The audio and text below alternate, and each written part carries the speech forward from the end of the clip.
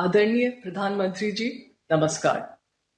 राष्ट्रीय स्तर पर पिछले 2-3 वर्षों से लगातार आयोजित हो रहे रोजगार मेलों के द्वारा देश के लाखों युवाओं को सरकारी सेवा का स्वर्णिम अवसर मिला है। आज के 16वें रोजगार मेले में 51,000 से अधिक युवा केंद्रीय सरकार के विभिन्न मंत्रालयों और विभागों से अपने नियुक्ति पत्र प्राप्त करने जा रहे हैं। इस कार्यक्रम को आरंभ करने के लिए सर्वप्रथम मैं माननीय राज्य मंत्री डॉक्टर जितेंद्र सिंह जी से अनुरोध करती हूं कि वे अपना स्वागत संबोधन दें। परमादरणीय प्रधानमंत्री जी, रोजगार मेला की 16वीं किश्त लेकर के हम आज आपके सामने उपस्थित हैं। आपके द्वारा बटन दबाते ही एक साथ 51,000 से अधिक नियुक्ति पत्र जारी कर दिए जाएंगे, जिसमें से अधिकतर लगभग 40,000 से ज्यादा नियुक्तियां आज रेलवे मंत्रालय में होने वाली है। इन नियुक्ति पत्रों को प्राप्त करने वाले उम्मीदवार देश के 47 भिन्न भिन्न स्थानों से इस समय आपके साथ जुड़ चुके हैं। प्रत्येक उम्मीदवार को नियुक्ति पत्र के साथ साथ मिशन कर्मयोगी प्रारंभ का विकल्प भी उपलब्ध करवा दिया जाएगा, ताकि अपने नए दायित्व को ग्रहण करते हुए अपने आप को उसके लिए शिक्षित प्रशिक्षित कर सके। प्रधानमंत्री जी, आज दर्शकों के साथ ये बात भी साझा करनी है कि आपके द्वारा शुरू किए गए रोजगार मेला के इस सिलसिले से प्रेरित होकर के कई एक ऐसे राज्य सरकारें हैं जिन्होंने अपने यहाँ प्रांतीय स्तर पर भी रोजगार मेला का क्रम शुरू किया है। उदाहरण के तौर पर जुलाई 2024 तक गुजरात, उड़ीसा, राजस्थान, उत्तर प्रदेश, त्रिपुरा इत्यादि जैसे राज्यों में लगभग 60 प्रांतीय स्तर के रोजगार मेले आयोजित किए गए। इससे पहले जून 2022 से लेकर के जून 2024 के दौरान भी गुजरात, मध्य प्रदेश, उत्तर प्रदेश, महाराष्ट्र, असम इत्यादि में नियमित तौर पर प्रांतीय स्तर के रोजगार मेलों का आयोजन होता रहा है। अभी हाल ही में पिछले महीने उत्तर प्रदेश में आयोजित रोजगार मेला में लगभग 60,000 से अधिक एक साथ नियुक्ति पत्र जारी किए गए थे। साथ ही साथ केंद्र की तर्ज पर बहुत सारे राज्य भी अब आई गॉट कर्मयोगी पोर्टल से जुड़ चुके हैं।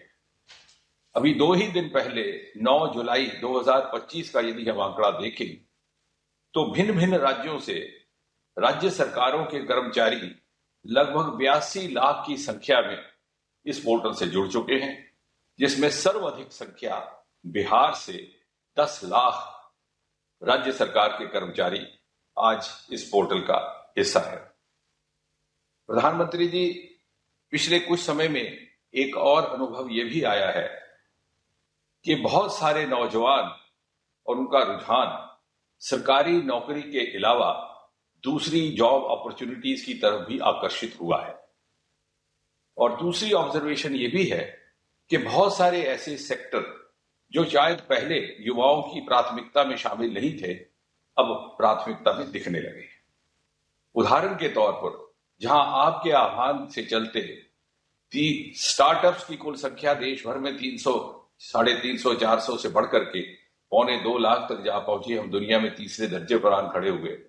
वहीं साथ ही साथ बायोटेक स्टार्टअप्स की संख्या सन 2014 में मात्र 50 हुआ करती थी, आज बढ़कर के 11,000 से अधिक हो गई। और स्पेस स्टार्टअप्स मात्र सिंगल डिजिट हुआ करते थे, आज 300 से अधिक हो गए। और यदि हम इन स्टार्टअप्स के माध्यम से उत्पन्न हुई जॉब अपॉर्चुनिटीज की संख्या देखें तो समझ में आता है कि 17,28,000 जॉब अपॉर्चुनिटीज केवल और केवल गत 8-10 वर्षों में स्टार्टअप्स के माध्यम से उपलब्ध हुई हैं।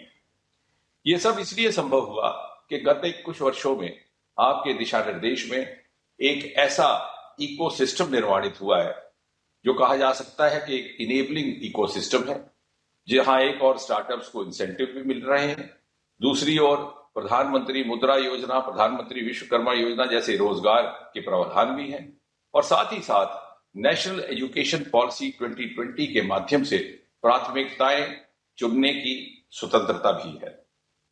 इसी प्रकार जिस तरह से गत एक दशक में महिलाओं को आपकी ओर से प्रोत्साहित किया गया है, उसका नतीजा ये है कि आज देश में 75,935 ऐसे स्टार्टअप ग्रुप्स हैं जो वुमेन लेड स्टार्टअप्स हैं, अर्थात women have graduated from being participants to becoming leaders. और यदि इस सब की तुलना यूपीए के कार्यकाल से की जाए तो अंतर इतना अधिक है कि तुलना करने की आवश्यकता भी महसूस नहीं होती। और इसलिए अब वक्त आ गया है कि सारी ऊर्जा और सारा ध्यान केंद्रित किया जाए विकसित भारत 2047 के निर्माण के लिए और ऐसे रोड मैप को अपनाया जाए जहां देश का हर नागरिक, हर युवा अपनी क्षमता अनुसार इंडिविजुअली अथवा कलेक्टिवली इस नए हिंदुस्तान की रचना में अपनी भूमिका निभा सके, अपना योगदान कर सके, ताकि जब 15 अगस्त 2047 का सूरज निकले तो मुल्क का हर नौजवान फख्र के साथ कह सके कि सुबह को रोशन करने में मेरी भी भूमिका रही, मेरी भी भागीदारी रही। इसी कामना के साथ प्रधानमंत्री जी आपका पुनः अभिनंदन। धन्यवाद माननीय मंत्री जी। हमारी युवा शक्ति को भारत के विकास में भागीदारी के रोज नए अवसर मिल रहे हैं और आज का यह रोजगार मेला एक बार फिर युवाओं की कड़ी मेहनत और सामर्थ्य से विकसित भारत के संकल्प को साकार करने का संदेश लाया है। इस अवसर पर प्रस्तुत है एक लघु फिल्म।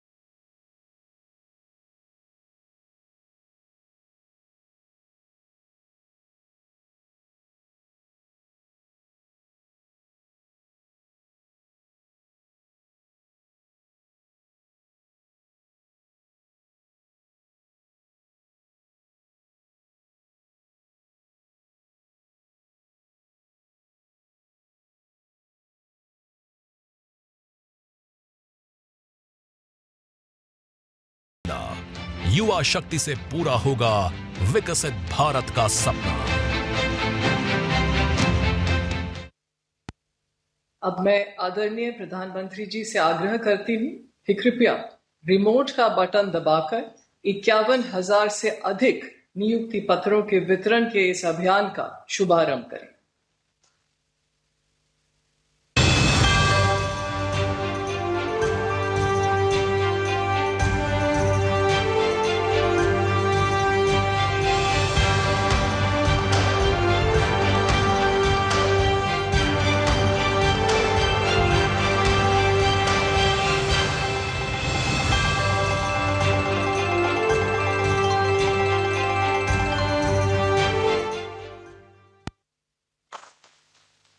मैं आदरणीय प्रधानमंत्री जी से आग्रह करती हूँ कि रोजगार मेले के इस अवसर पर अपने आशीर्वचनों से हम सबको अनुग्रहित करें।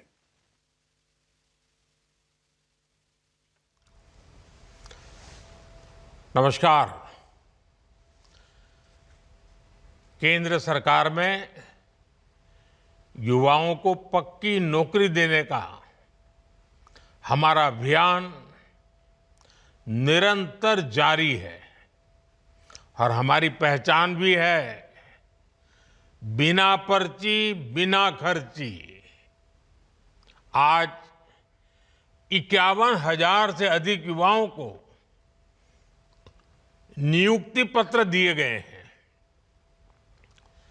ऐसे रोजगार मेलों के माध्यम से अब तक लाखों नौजवानों को भारत सरकार में परमानेंट जॉब मिल चुकी है।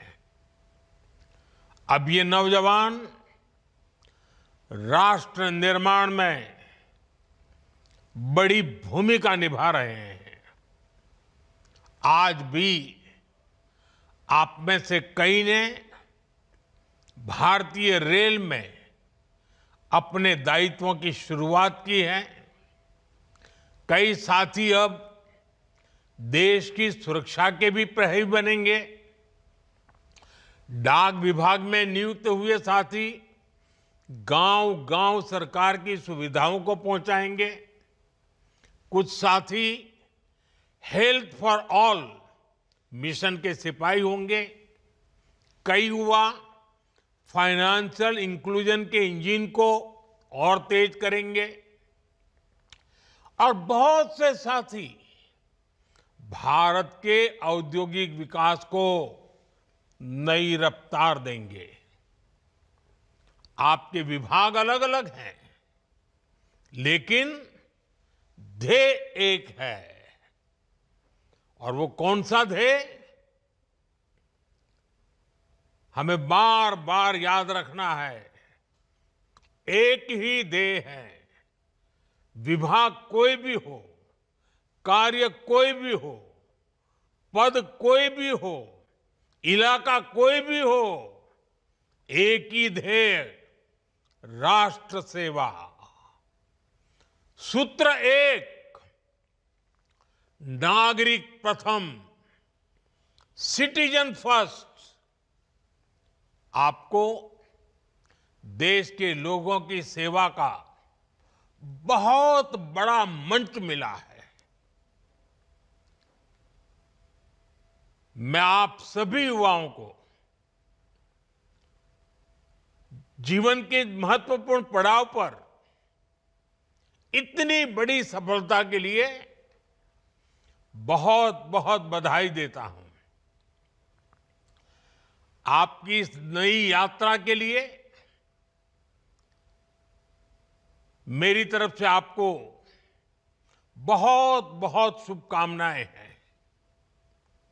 साथियों, आज दुनिया मान रही है कि भारत के पास दो असीमित शक्तियां हैं। एक डेमोग्राफी, दूसरी डेमोक्रेसी। यानी सबसे बड़ी युवा आबादी और सबसे बड़ा लोकतंत्र।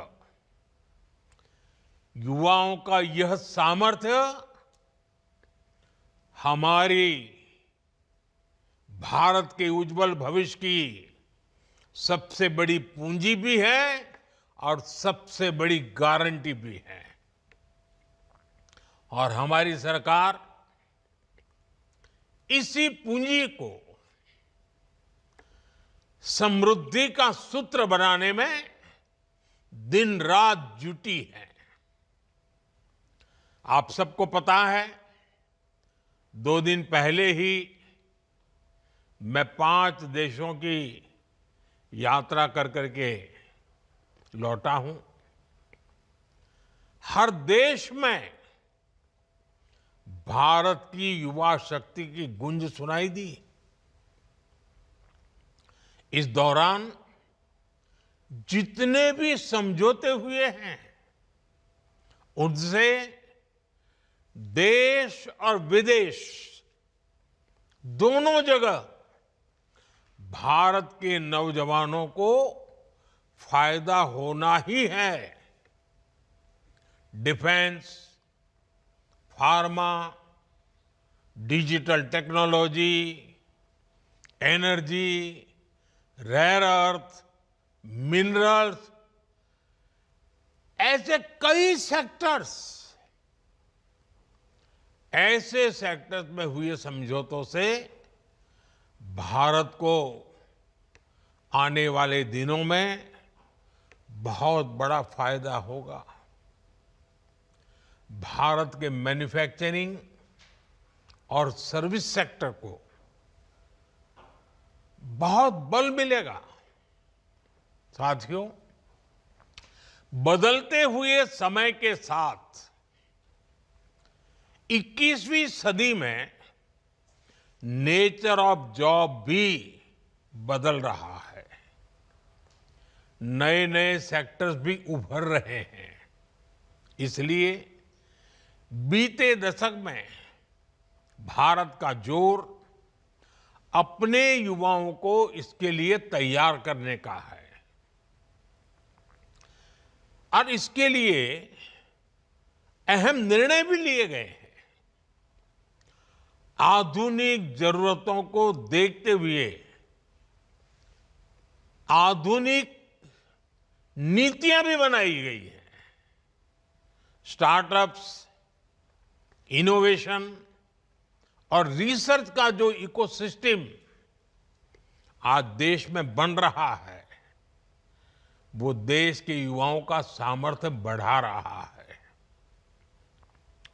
आज जब मैं नौजवानों को देखता हूं कि वे अपना स्टार्टअप शुरू करना चाहते हैं, तो मेरा भी आत्मविश्वास बढ़ जाता है।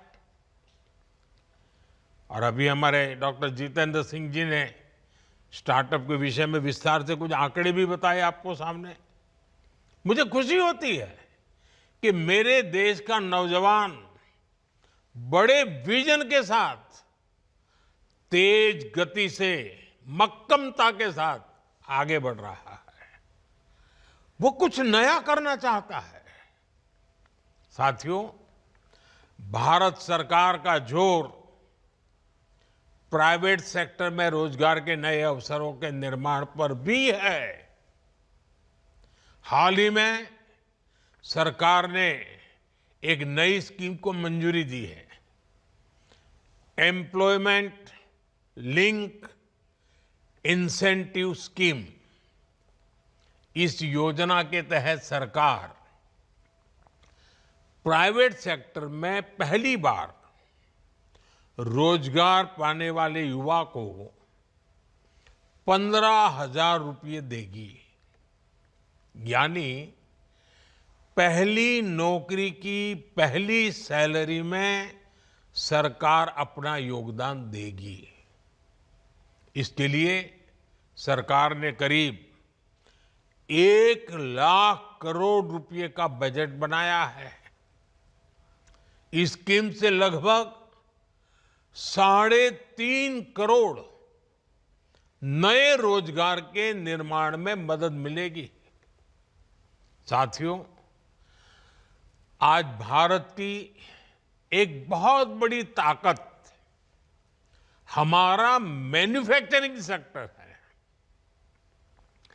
मैन्युफैक्चरिंग में बहुत बड़ी संख्या में नई नई जॉब्स बन रही है। मैन्युफैक्चरिंग सेक्टर को गति देने के लिए इस वर्ष के बजट में मिशन मैन्युफैक्चरिंग की घोषणा की गई है। बीते सालों में हमने मेक इन इंडिया अभियान को मजबूती दी है। सिर्फ पीएलआई स्कीम से उससे ही 11 लाख से अधिक रोजगार देश में बने हैं। बीते सालों में मोबाइल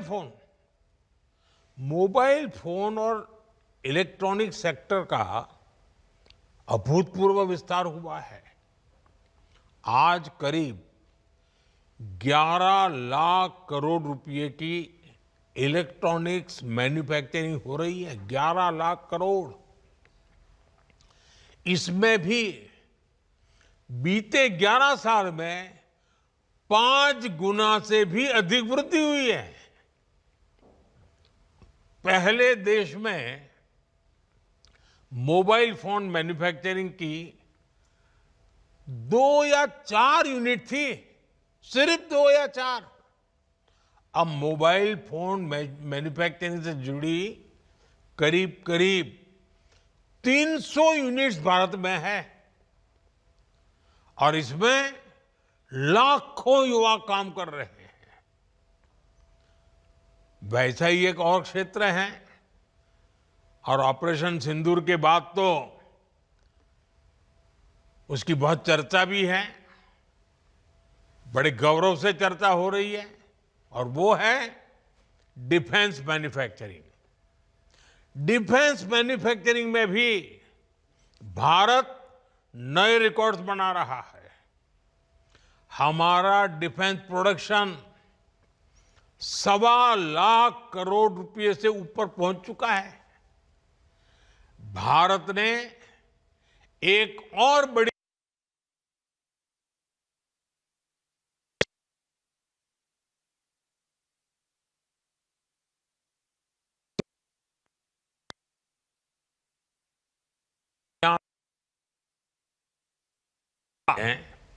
सबसे ज्यादा लोकोमोटिव बनाने वाला देश बन गया है। दुनिया में सबसे ज्यादा लोकोमोटिव हो, रेल कोच हो, मेट्रो कोच हो, आज भारत इनका बड़ी संख्या में दुनिया के कई देशों में एक्सपोर्ट कर रहा है।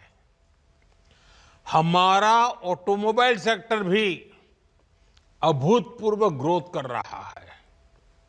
बीते 5 साल में ही इस सेक्टर में करीब $40 बिलियन का एफडीआई आया है, यानी नई कंपनियां आई हैं, नई फैक्ट्रियां लगी हैं, नए रोजगार बने हैं और साथ साथ गाड़ियों की डिमांड भी बहुत बढ़ी है।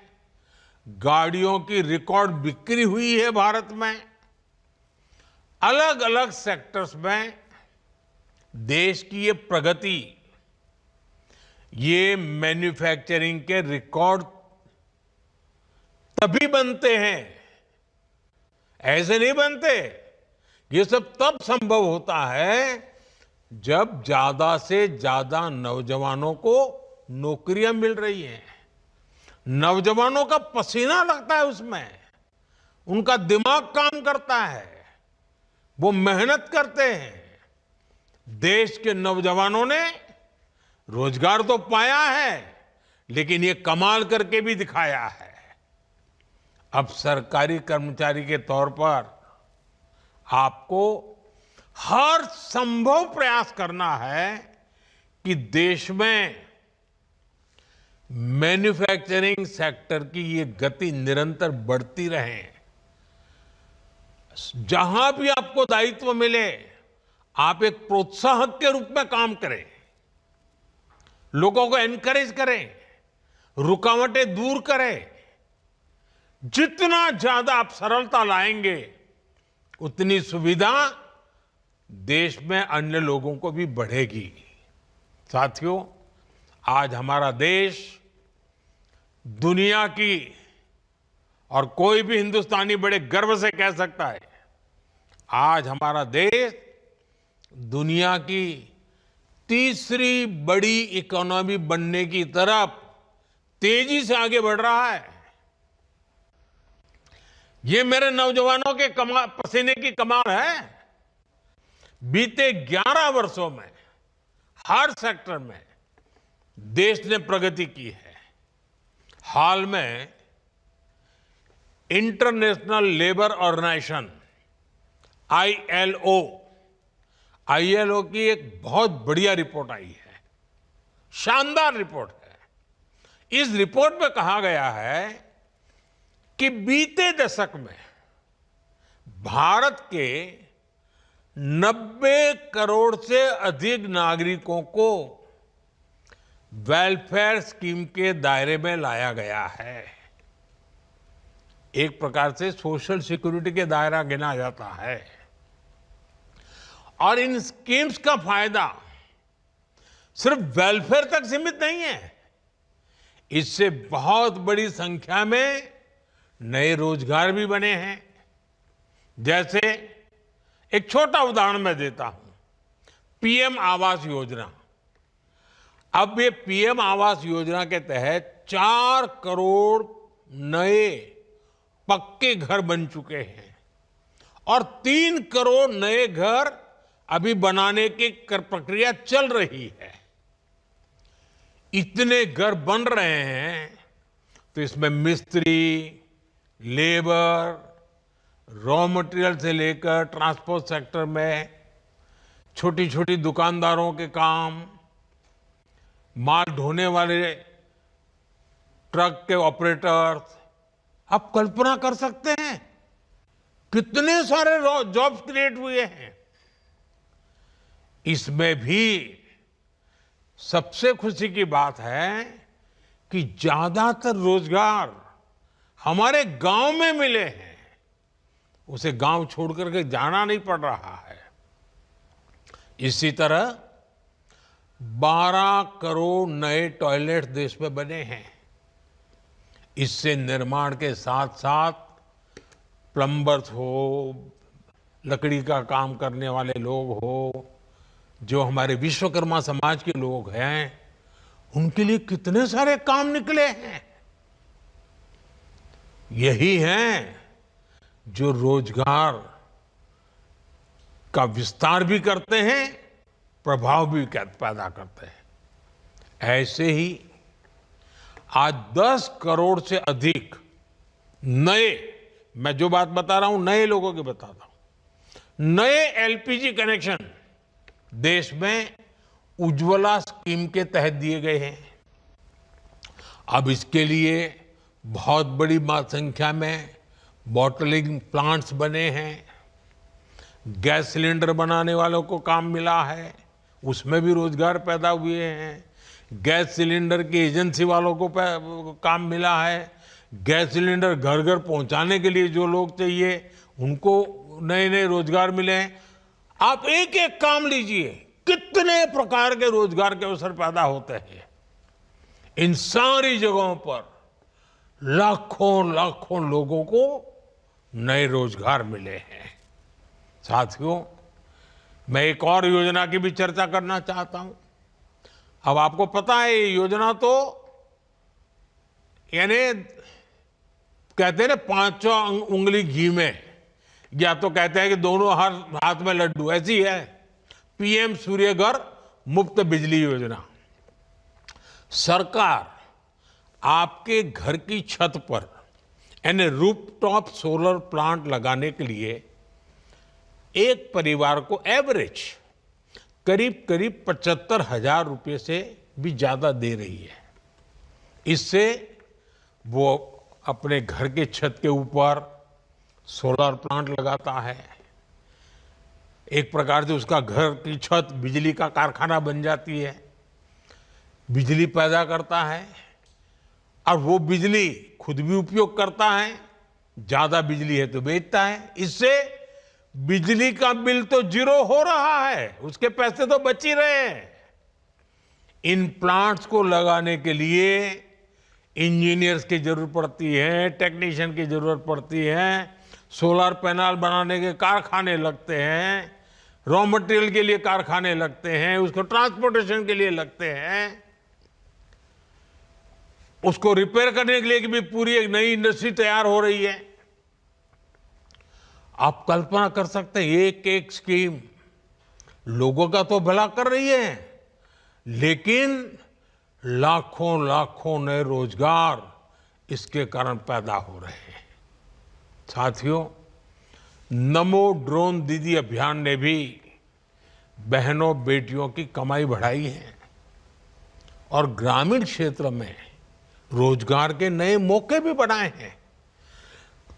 इस स्कीम के तहत लाखों ग्रामीण बहनों को ड्रोन पायलट की ट्रेनिंग दी जा रही है। उपलब्ध जो रिपोर्ट्स हैं ये बताती हैं कि हमारी ये ड्रोन दीदी, हमारी गांव की माताएं बहनें खेती के एक सीजन में ही ड्रोन से खेती में जो मदद करती हैं, उसका जो कॉन्ट्रैक्ट पर काम लेती हैं, एक एक सीजन में लाखों रुपए कमाने लग गई है।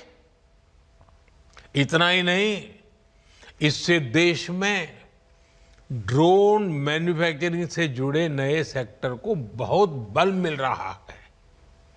खेती हो या डिफेंस, आज ड्रोन मैन्युफैक्चरिंग देश के युवाओं के लिए नए अवसर बना रहा है। साथियों, देश में 3 करोड़ लखपति दीदी बनाने का अभियान जारी है। इनमें से 1.5 करोड़ लखपति दीदी बन भी चुकी हैं। और आप तो जानते हैं लखपति दीदी के मेरे का मतलब है एक साल में कम से कम 1 लाख रुपए से अधिक उसकी आय होनी चाहिए, और एक बार नहीं, हर वर्ष होती रहनी चाहिए। वो है मेरी लखपति दीदी, 1.5 करोड़ लखपति दीदी। अब आप देखिए, गांव में जाएंगे तो आपको कुछ बातें सुनने को मिलेगी। बैंक सखी, बीमा सखी, कृषि सखी, पशु सखी, ऐसी अनेक स्कीम्स में भी हमारे गांव की माताओं बहनों को भी रोजगार मिला है। ऐसे ही पीएम स्वनिधि योजना के तहत पहली बार रेहड़ी ठेले फुटपाथ पर काम करने वाले साथियों को मदद दी गई।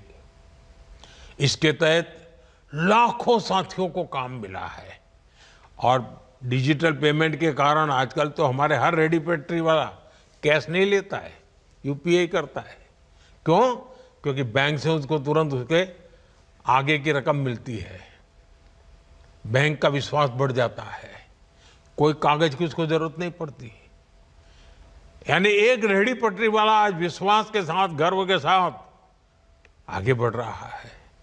पीएम विश्वकर्मा स्कीम देख लीजिए, इसके तहत हमारे यहाँ जो पुश्तैनी काम है, परंपरागत काम है, पारिवारिक काम है, उसको आधुनिक बनाना, उसमें नयापन लाना, नई टेक्नोलॉजी लाया, नए नए उसमें साधन लाना, उसमें काम करने वाले कारीगरों, शिल्पियों और सेवादाताओं को ट्रेनिंग दी जा रही है, लोन दी जा रहे हैं, आधुनिक टूल दिए जा रहे हैं। मैं अनगिनत स्कीमें बता सकता हूं। ऐसी कई स्कीम हैं जिनसे गरीबों को लाभ भी हुआ है और नौजवानों को रोजगार भी मिला है। ऐसी अनेक योजनाओं का ही प्रभाव है कि सिर्फ 10 वर्षों में ही 25 करोड़ लोग गरीबी से बाहर निकले हैं। अगर रोजगार न मिलता, अगर परिवार में आय का साधन न होता, तो मेरा गरीब भाई बहन जो 3-3, 4-4 पीढ़ी से गरीबी में जिंदगी गुजार रहा था, जीवन के लिए एक एक दिन काटने के लिए उसको मौत दिखाई देती, इतना डर लगता था।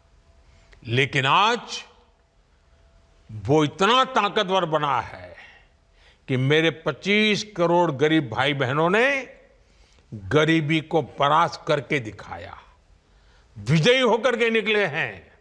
और ये सारे मेरे 25 करोड़ भाई बहन जिन्होंने गरीबी को पीछे छोड़ा है ना, उनकी हिम्मत को मैं दाद देता हूं। उन्होंने सरकार की योजनाओं का लाभ उठा करके हिम्मत के साथ आगे बढ़े, रोते नहीं बैठे। गरीबी को उन्होंने उखाड़ के फेंक दिया, पराजित कर दिया। अब आप कल्पना कीजिए, अब इन 25 करोड़ का कितना नया आत्मविश्वास होगा। एक बार संकट से व्यक्ति निकल जाए ना, फिर नई ताकत पैदा हो जाती है। मेरे देश में एक नई ताकत ये भी आई है जो देश को आगे ले जाने में बहुत काम आने वाली है। और आप देखिए, ये सिर्फ सरकार कह रही है ऐसा नहीं है, आज वर्ल्ड बैंक जैसी बड़ी वैश्विक संस्थाएं खुल करके इस काम के लिए भारत की प्रशंसा कर रही है, दुनिया को, भारत को मॉडल के रूप में प्रस्तुत करती है। भारत को दुनिया के सबसे अधिक इक्वलिटी वाले शीर्ष के देशों में रखा जा रहा है। यानी असमानता तेजी से कम हो रही है, हम समानता की ओर आगे बढ़ रहे हैं। ये भी विश्व अब नोटिस कर रहा है। साथियों, विकास का जो ये महायज्ञ चल रहा है, गरीब कल्याण और रोजगार निर्माण का जो मिशन चल रहा है, आज से इसको आगे बढ़ाने का दायित्व आपका भी है। सरकार रुकावट नहीं बननी चाहिए, सरकार विकास की प्रोत्साहक बननी चाहिए। हर व्यक्ति को आगे बढ़ने का अवसर है, हाथ पकड़ने का काम हमारा है। और आप तो नौजवान हैं दोस्तों, आप पर मेरा बहुत भरोसा है। आपसे मेरी अपेक्षा है कि आप जहां भी दायित्व मिले, आप इस देश के नागरिक मेरे लिए सबसे पहले उसकी मदद, उसकी मुसीबतों से मुक्ति देखते ही देखते देश आगे बढ़ेगा। आपको भारत के अमृत काल का सहभागी बनना है। आने वाले 20-25 साल आपकी कैरियर के तो महत्वपूर्ण है, लेकिन आप ऐसे कालखंड में हैं जब देश के लिए भी 25 वर्ष बहुत महत्वपूर्ण है। ये विकसित भारत के निर्माण के लिए अहम 25 वर्ष है। इसलिए आपको अपने काम, अपने दायित्व, अपने लक्ष्यों को विकसित भारत के संकल्प के साथ आत्मसात करना है। नागरिक देवो भव, ये मंत्र तो हमारी रगों में दौड़ना चाहिए, दिल दिमाग में रहना चाहिए, हमारे व्यवहार में नजर आना चाहिए। और मुझे पक्का विश्वास है दोस्तों, ये युवा शक्ति है, पिछले 10 साल में देश को आगे बढ़ाने में मेरे साथ खड़ी है। मेरे एक एक शब्द को देश की भलाई के लिए उन्होंने जो भी कर सकते हैं किया है, जहां है वहां से किया है। आपको मौका मिला है, आपसे अपेक्षाएं ज्यादा है, आपकी जिम्मेवारी ज्यादा है, आप करके दिखाएंगे, ये मेरा विश्वास है। मैं एक बार फिर आपको बहुत बहुत बधाई देता हूं। आपके परिवारजनों को भी मैं बहुत बहुत शुभकामनाएं देता हूं। और आपका परिवार भी उज्जवल भविष्य का अधिकारी है।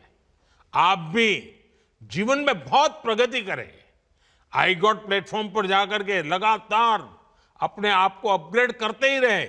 एक बार जगह मिल गई, चुप बैठिए मत, बहुत बड़े सपने देखिए, बहुत आगे जाने के लिए सोचिए। काम कर करके, नया नया सीख करके, नया नया परिणाम ला करके प्रगति भी कीजिए। आपकी प्रगति में देश का गौरव है, आपकी प्रगति में मेरा संतोष है। और इसलिए मैं आज जब आप एक नए जीवन की शुरुआत कर रहे हैं, आपसे बात करने के लिए आया हूँ, शुभकामनाएं देने के लिए आया हूँ और बहुत सारे सपनों को पूरा करने के लिए अब आप मेरे एक साथी बन रहे हैं। मेरे एक निकट साथी के रूप में मैं आपका स्वागत करता हूँ। आप सबको बहुत बहुत धन्यवाद, बहुत बहुत शुभकामनाएं।